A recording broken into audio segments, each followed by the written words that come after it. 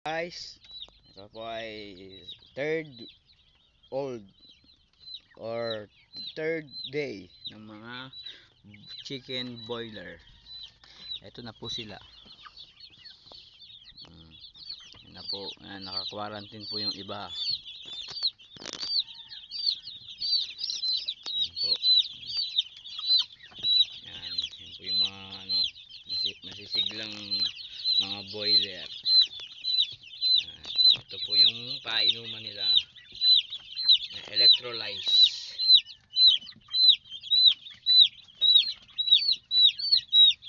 Kailangan po niyan ay electrolyze para po masisigla po ang mga pangangatawan po nila at matakaw. At nandito naman po sa kabila yung mga 34 days na boiler. Ayan na po. Iilan na lang po sila kasi napaghanda na po, nakatay na po at naibenta ko na po.